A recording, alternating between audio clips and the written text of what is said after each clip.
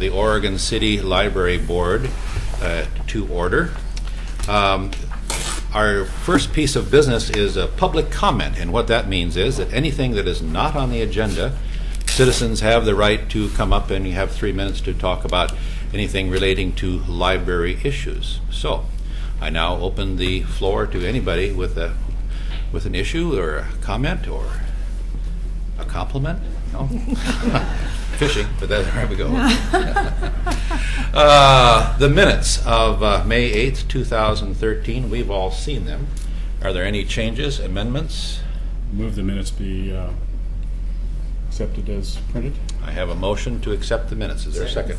And a second. All in favor? Aye. Aye. We now move to our presentation, and Maureen Cole, our librarian, will announce who is presenting what. Okay, great. Well, I'm going to start off with a review of the staff report, and then we will turn it over to the architects, and then we will have our consultant from Cressa speak if it works.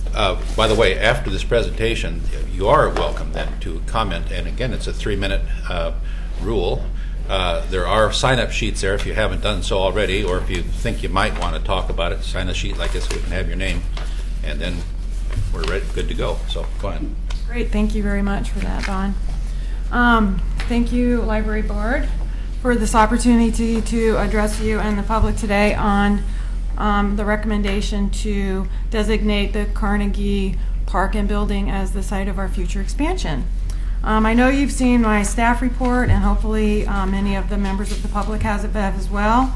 But for those of you who will view this later, I want to just give a brief overview as to how we got here. So as hopefully all of you also know, the Carnegie will be celebrating its 100th birthday on June 22nd.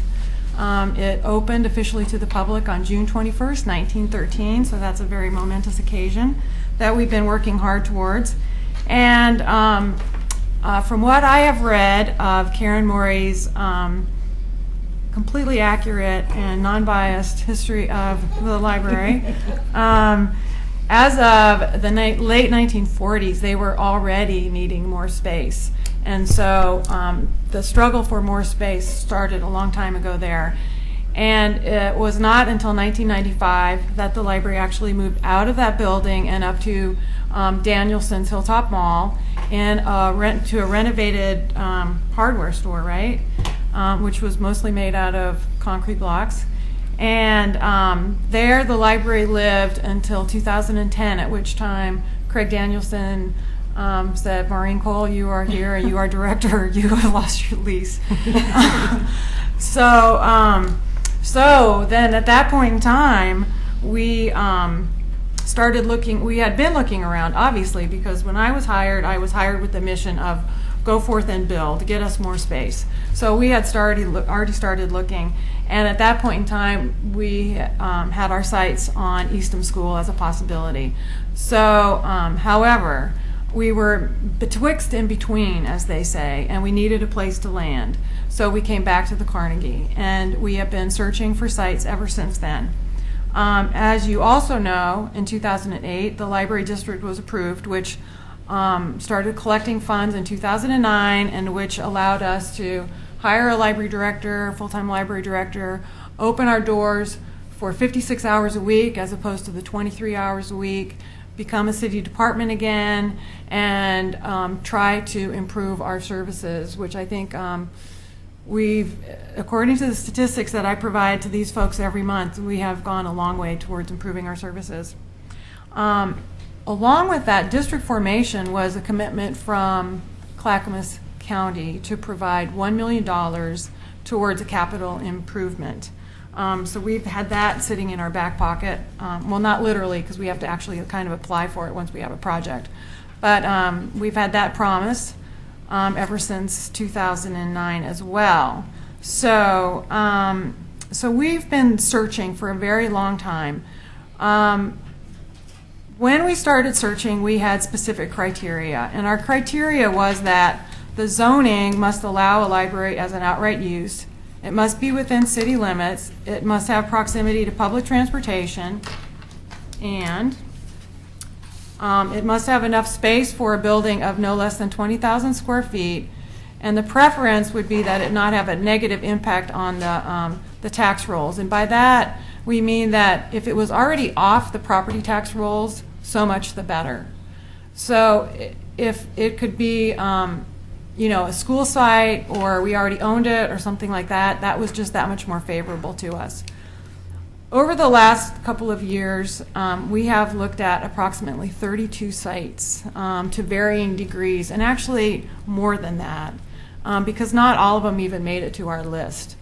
And a lot of them looked really good from the phone call I would get. Hey, you need to check this out. And I'd be like, yeah, that sounds great. And then we would discover that there were power lines going down the middle of it, or the zoning would be completely inappropriate, and we would never get the Planning Commission to agree to that change. But at any rate, 5 of those sites did make it to the conceptual site plan stage or capital budget estimate stage, and 1 actually progressed to a draft letter of intent before negotiations ceased. And then during that time, as you know, in a well-publicized move, we tried to purchase some land from the county as well. And that land, as appropriate as it might be for a library in our minds, is not for sale. In fact, a lot of land which is appropriate in our minds for a library is not for sale, unfortunately.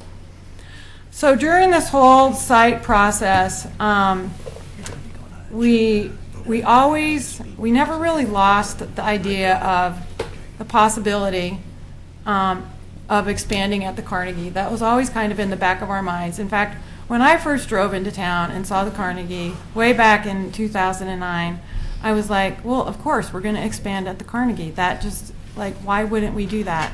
A lot of people, when they first see that building, they think, well, of course, you're going to expand at the Carnegie. Why would you not do that?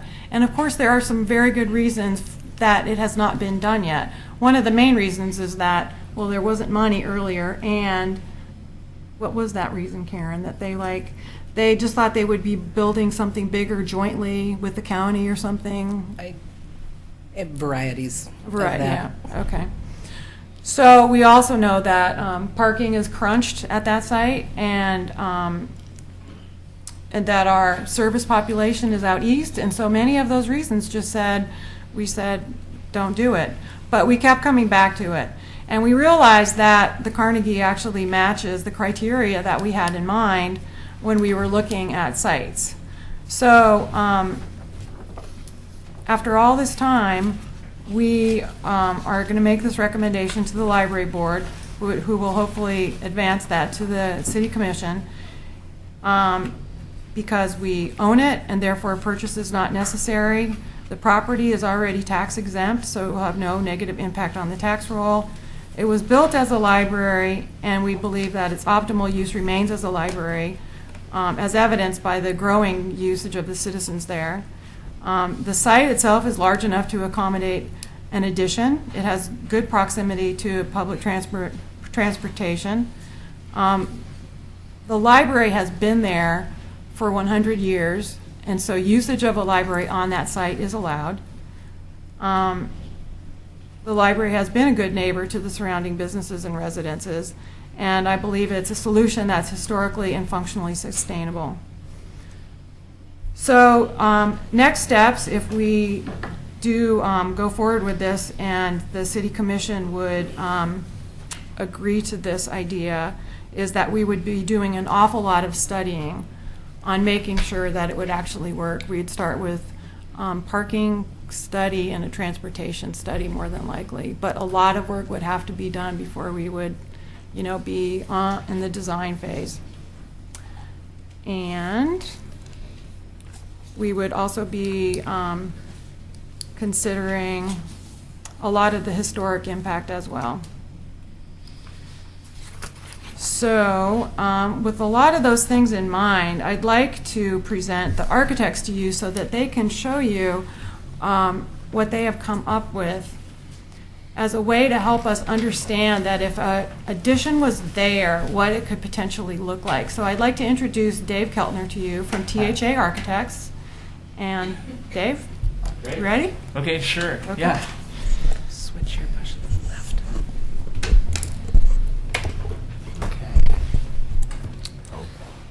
Well, first I'd just like to say that our firm was very honored to be asked by Oregon City to look at the possibility of adding on to the Carnegie.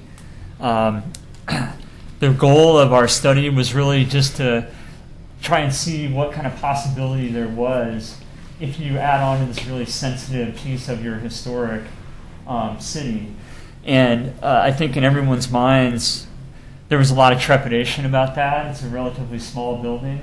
And so Mo had asked us to look at options for how you could do that and what it might look like. And actually, she just asked what would it look like, and it was our idea, well, we want to bring options to that because there's lots of ways to skin a cat. So what we're going to show you tonight are some different ways that you could approach adding on to the Carnegie. Here's your beautiful little building. We actually we love it. These buildings are all over the United States, and they all have a certain kind of quality and timelessness to them that we really respect. I just want to show you, our firm happened to do all the Multnomah County libraries, and some of them had to do exactly what you're going to have to do. This happens to be the Belmont Branch Library, and the brick piece on the right was the historic piece, which we renovated to be historically, accurate to exactly what it was. But then we had to make a big addition to it.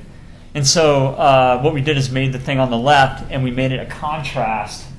We didn't copy kind of the existing historic thing and kind of blur the idea of like what was historic and what wasn't. We clearly wanted to define what was new, but do it in a way that was compatible with the existing building.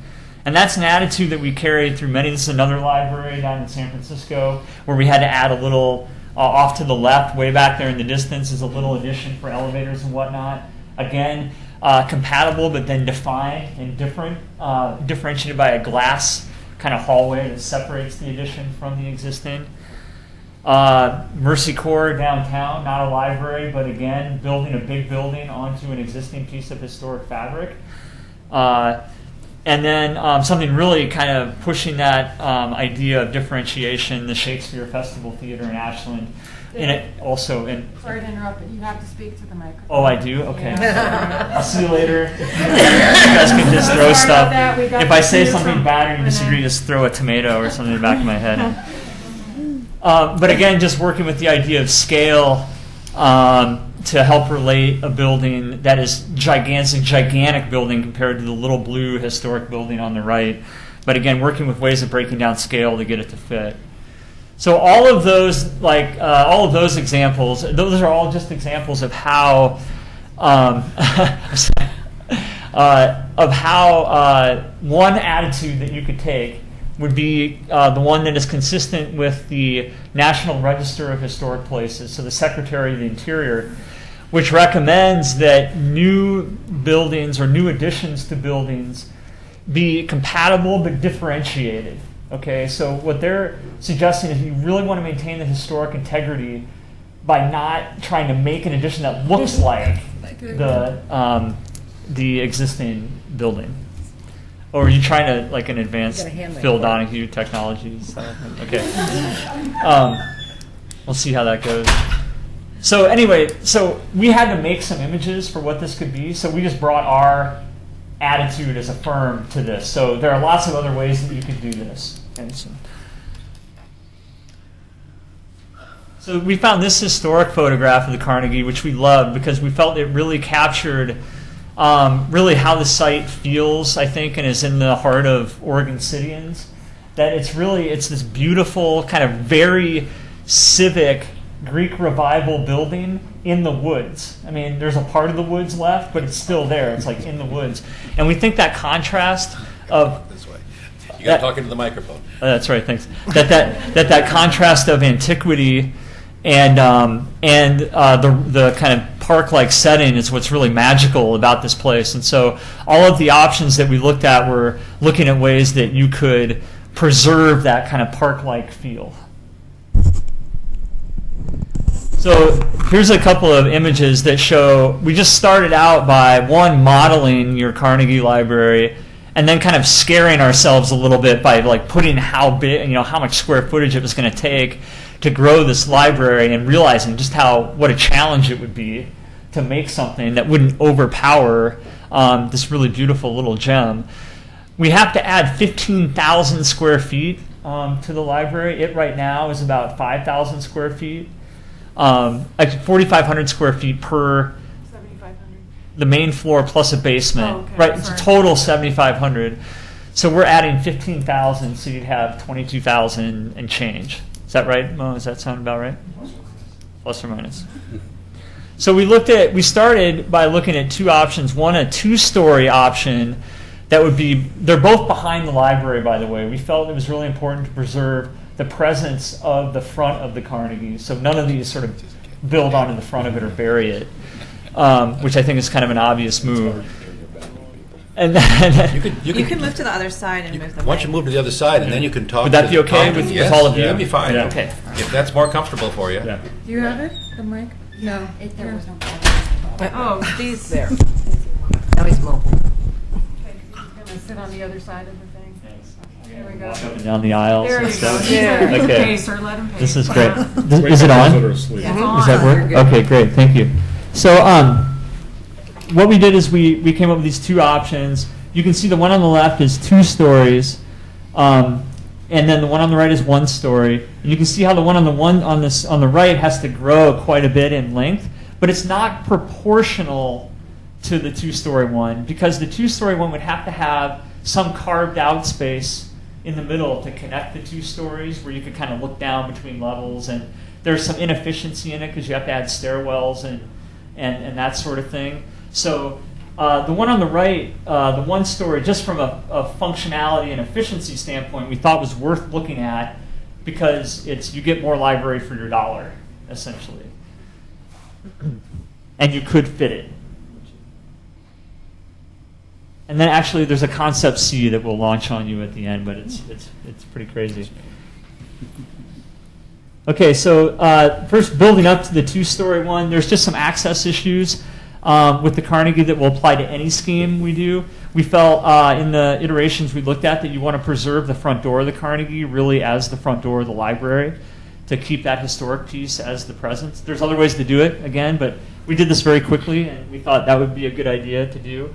So one thing you're going to want to do is get accessibility, ADA access, up to the front door. You don't have to. There's other ways. Like right now, you can go down a ramp to an elevator underneath it. But it's really not fair to people that are in wheelchairs and have accessibility issues. And there's a whole new way of thinking that's about universal access, that people in wheelchairs or who are challenged that way should have the right to have the same kind of experience as anybody else. So if you get to go in the front door, so does everybody else that might be in a wheelchair or something. So if we are coming in there and we're making our way back to the 2-story piece, this is a concept that we developed for what the architecture could look like if it were going to be a 2-story volume. And the approach here was to say, the challenge with 2 stories is that it can overpower the little building in front of it. So what we're proposing is that you could make the base of the building be brick and match in material the existing building, but you can make a whole second level that could be very glassy and transparent. And what that would do for the library is that you could have a big reading room up on the second level that would really feel like it was up in the tree canopy, and almost be like it would be like to be in a tree house or a lookout. And you could even have a kind of porch or walkway all around that people could walk out onto to read a book or whatever when the weather was nice. That wouldn't have any of the security issues that you would have with a 1-story library that had outdoor space. Because you're up on a second level, you don't have people sort of jumping off the balcony to like run away with a DVD or something.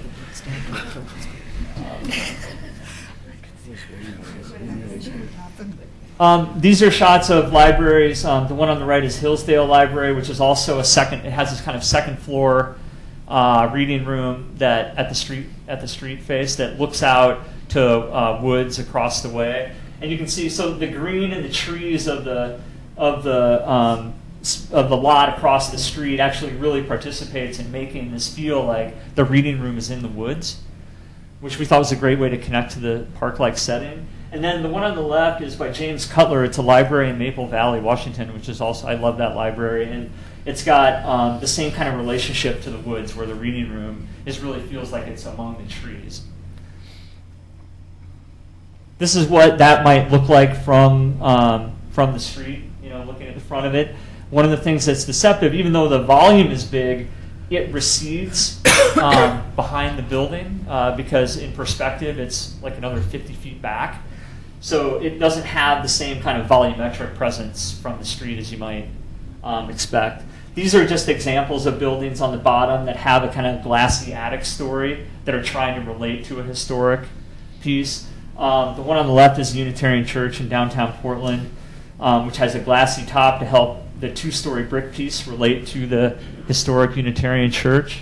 And then the one on the right, our office doesn't have anything to do with, and actually I don't like it very much, but it has this kind of black glass top, which isn't that great, but you can see how it helps to make the lower part of the volume relate to the piece in front.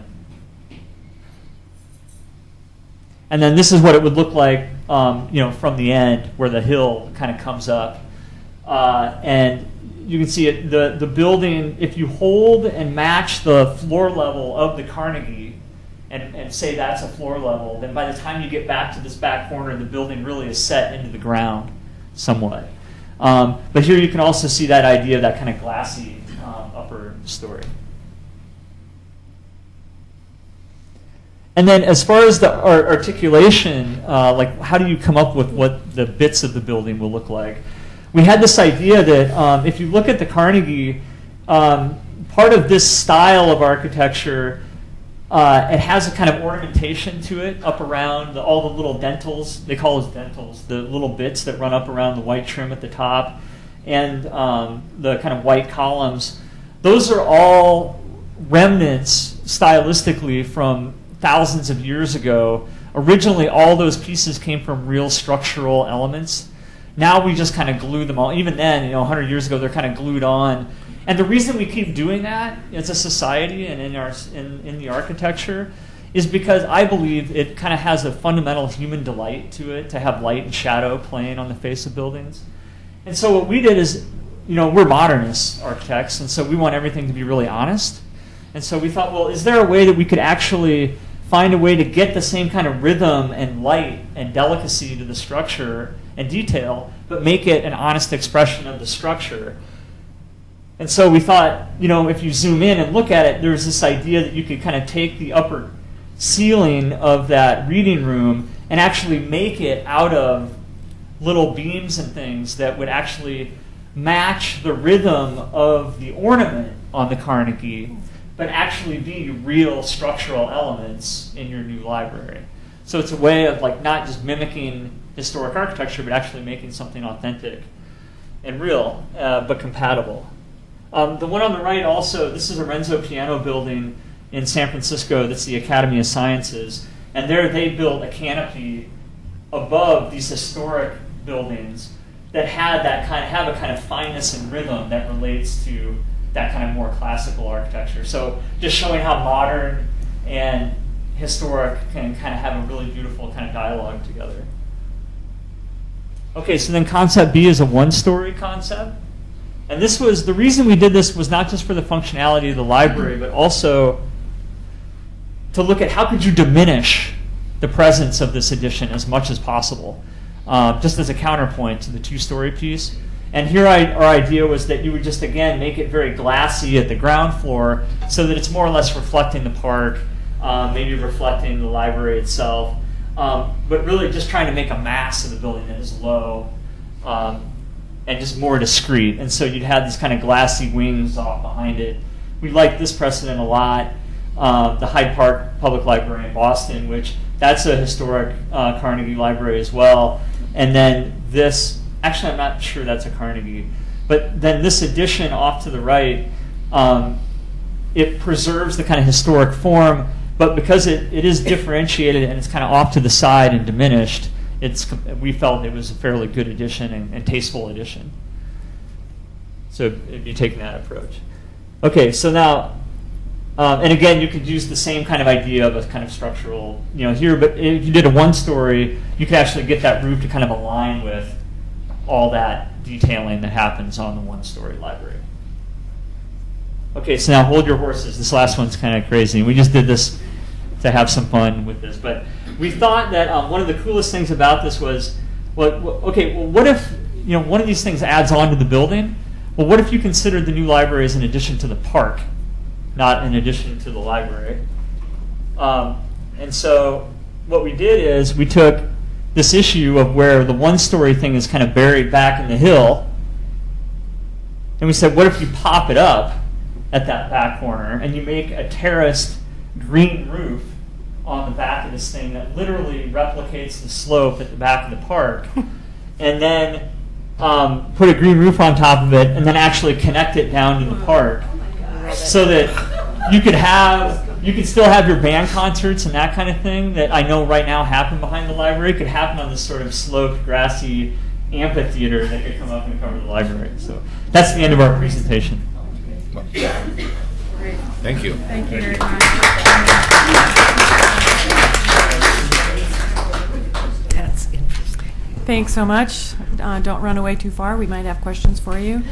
And then another consultant who is available to us today is Matt Newstrom from Cressa Partners. He did help with the search over the last several years and has created just a very, very draft timeline and budget. If we wanted to ask him any questions about that, he is available. But otherwise, all of us would like to suggest to you that we think, based on what THA has done here, is shown the possibility of whether it be one of these and they're the firm to do it, or it be somebody else and it be a different design, that this site could house a truly wonderful library without ruining the integrity of the park and without ruining the integrity of the library, but maintaining and enhancing those things to keep the Carnegie Library a useful, vibrant civic building and in a part of the city that really enhances city business. And we know we have issues, but we are really excited to dive into those issues and to solve them, and we recommend that you advance this to City Commission. Thank you. So, thank you. This is a place where if the public wants to comment on what they just saw, we have 3 minutes. I would ask you to give your name or sign in a piece of paper someplace so that we can have you for the record. And we'll start a little timer, which I think is going to run on that screen up there. We got it covered here. You got it covered. Okay. So, and following the discussion, then the board will have its discussion and hopefully a recommendation that can advance then to the City Commission.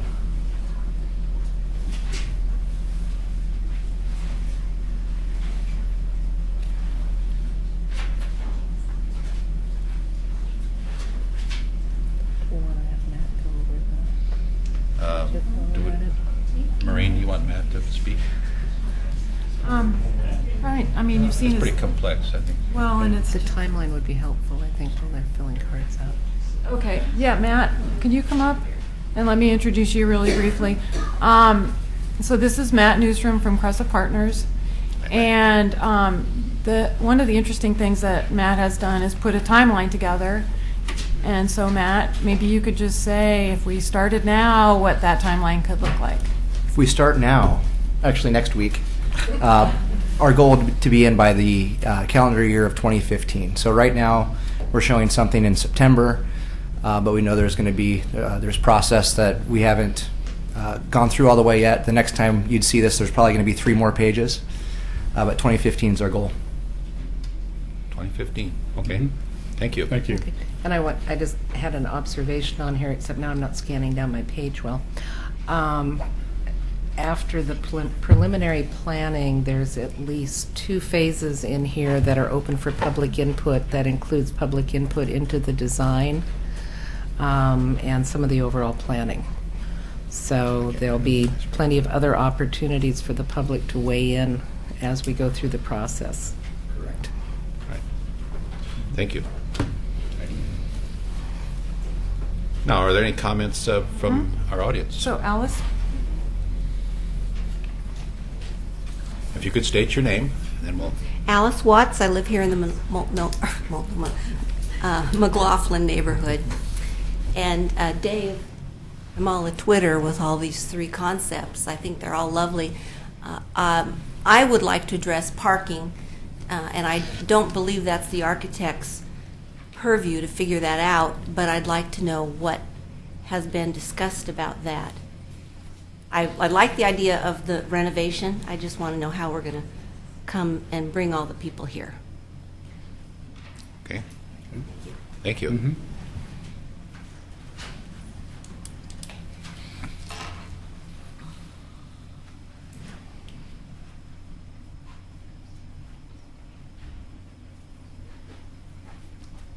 And if you could just state your name for us, if you don't mind.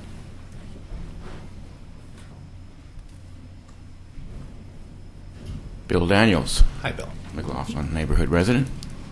I appreciate all you do at your own time and expense sometimes, but any board, and we have our commission president here with us as well. I always applaud commissioners. They have so much homework to do, and I'm sure you've spent a lot of time in this venue for Karen Hill. And this it's been a lot to get done.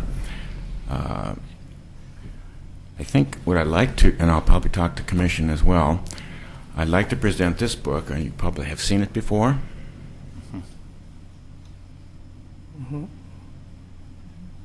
This was the beginning in 1995, I believe, or 96, March 1st, 1996, that there was a master plan to restore the Carnegie Library, and I was lucky enough to be on that committee, along with many other people. And I think in November 15th, 2001, we celebrated the grand opening ceremony of the McLaughlin, what we call a jewel for McLaughlin, the Carnegie Library. Another side bit, we live in a house that is also celebrating 100 years this year, 1913. The Lynn Jones house up by the elevator, and he was instrumental in getting the Carnegie Center brought to Oregon City. So we have some interest in that building. I think that part of getting it on the National Historic Register, which was our intent as well, was not only the building itself, but the amenities or the land surrounding that building. I don't know if you've already talked to the Historic Review people at the state level or at the federal level, but there's certain conditions I'm sure that they would want to see met if we go ahead with these plans. Secondly, my preference is that the library, this library, remain, of course, as a library. And of course, a lot of us probably would agree with my preference, is that we'd like to see a larger library built somewhere closer to the service district that we try to engage with. Certainly, a lot of the people who need this library, who use this library, don't even have transportation. A lot of people don't have cars. So I think that it really behooves us to try to get the library placed closer to where its needs are in the service district. Parking is one issue that as residents of the McLaughlin neighborhood, we are concerned about the amount of traffic that will be coming into our neighborhood. But lastly, I'd like to hopefully ask, I noticed in the newspaper that I had a chance to read about this meeting tonight, or this afternoon, is the other sites that were nominated or reviewed over the past several years, shall we say, certainly since Maureen has been here, if not longer than that, actually. We purchased land, as some of you may know, with a 5-year contingency that if we couldn't get it built on the land that we purchased, it would go back to the owners up on the corner of Warner Milne and Lynn Avenue. We were not able to get the money to build the building at that time, but we did have the land. That would have been closer to the service district that we needed. I'll finish by saying, of the 30-some-odd sites I think that I remember reading in the newspaper, the one site that I would like to see, that I had mentioned before, maybe a year ago when we went through this process before, in terms of where should we put a library, I had talked to commission as well, and I don't know if I ever received an answer why it wasn't feasible. But I would like to consider having the library placed on land we already own, and that would be in conjunction with the police department here in Oregon City. There, the criteria is met with the service district and the parking and the availability of transportation. The police department's in the process of building a new building at some point.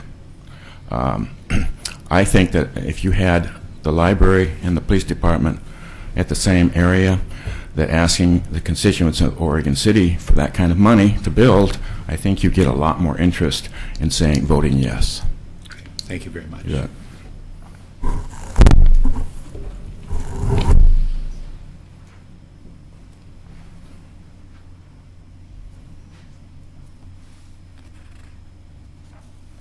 Okay. Discussion? Or a motion? Either one. I was going to get back to where I'm supposed Mr. to. Chairman, Yes. first of all, I'd like to commend the staff report on this and also commend the work of the architects. They've done an excellent job. At this point, with all the discussion the board has had, I think I would move that the board recommends, carry on the staff's recommendation and carry that to the city council. Move that we move this forward as the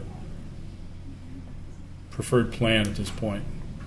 I have a motion to accept the Carnegie site as the preferred site for our library expansion. Is there a second? Second. I have a second. All in favor? Aye. We're done. Library director report. Okay, well, let's see. I wrote one, and do I have a copy of it so I can remember what we did? We had the first of our business program series with Eric and Underwood and I are doing. We had that at the end of May, and we had Rob Campbell come as our speaker from the Small Business Development Center of Clackamas Community College, and he was wonderful. And we had 12 people show up who were very interested in what was going on, and so that was a success, and we'll continue it in September. I think we have slated potentially September 12th as the date of the next one. And Read Down Your Fine started. It's already been suggested by our mayor at Chamber this morning that we have it for adults, not just kids. But I think he misses the point. But anyway, that was started May 1st along with our Library Passport program. Our circulation kind of rises steadily by about 2 to 3% every month. We're just going gung-ho in there. There's all kinds of programs, and there's been a suggestion by my cohort here that we expand our story times to 5 or 6 days a week. So we're already 4 days a week with multiple story times, and we might start adding them on Mondays and Saturdays, which a weekend day would be really awesome for parents who could not get in there on the weekdays. So I think that's a great idea. Just so you know, we have 630 friends on Facebook, and West Lynn only has 618. Yeah. So, I'm just doing my part to kind of keep the rivalry alive. And let's see, most of the planning that we've been doing this month is for the anniversary events that start next week, and also for programming next year. So we've already started lining up some amazing authors. We have, let me see if I can get this straight. In October, we have Brian Doyle and Virginia Ewers-Wolf doing it together just because they know each other and they suggested that. We have Matt Love in November. In January, we have Philip Margolin, who's coming out with a new historical fiction book for the first time. And he's teaming up with a guy named Greg Noakes, who did the nonfiction version of the same story, which was a slavery case in Oregon. And it should be fascinating to have the two of them together. And we're going to do it at Atkinson Church because they can seat up to almost 400 people. And so nobody has to get turned away at the door. So we're really excited about that. And then we're also going to have Amanda Copland, who wrote The Orchardist. Such a good book. Such a good book, and she's so young. She's like 31. It's her debut novel. She's amazing. So we're working on that, and we're just getting a stellar lineup of activities for next year. And then, of course, next week is super exciting. And Wednesday night, in addition to having our next site hearing, Doug will be reading the proclamation for the 100-year anniversary. Then Thursday we'll have the Chamber After Hours. Friday we'll have History Night. And then Saturday will be our big day with all kinds of events. Art fair, author fair, and Oregon Poet Laureate, little poetry winners, little like first and second graders reading, people in period dress, and birthday cake and free bags and all kinds of stuff. So that's all good. I think we'll have like a very high door count this next month. And I think that's my director's report. Any questions? Great.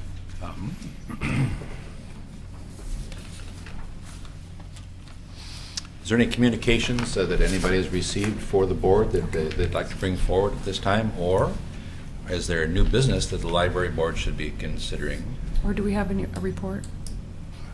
Okay. Okay. Then we'll, yes. Well, Karen. I was up to speak earlier and I got ignored, so I'm going to speak. Early on in the presentation, Mo had made a question, or had asked a question about not looking at the Carnegie site over a period of time when we're looking for expansion, looking for other property. After I had concurred, I realized something. When you study the history of the city, in the 70s, 80s, and 90s, everybody wanted everything new. They wanted to tear down the old and build brand new. That was the only thought in mind during, that process, and we lost some incredible buildings because of that. We're now into this marvelous historic preservation period where you want to embrace and preserve the historic structures, and with the guidance of the National Park Service, National Heritage, you respect your historic structures. And one of the things that completely sold me when we started seeing these designs was how beautifully the additions respect the Carnegie, preserve the gem. It's right there looking at you like it's looked at you 100 years. And I love that building. It's a different era, and I appreciate the fact that we've learned to respect and want to preserve our historic structures. That was it. Sorry, I missed you. Sorry. Just talk right Sorry. through my comments. I'm done. Sorry. I should just stare at this thing. Okay. Are we on? We're done. All right. Well, then I will, my goodness, at 5:15, adjourn the meeting. Our next meeting will be July 10th, same place at 4:30. Thank you all for attending. And Oh. we should all be present next Wednesday at 7 o'clock. I would really appreciate that Yeah, if at you were the- here next Wednesday at 7 o'clock. Yeah, that'd be awesome. Thank you so much. Whoever can. Thank you.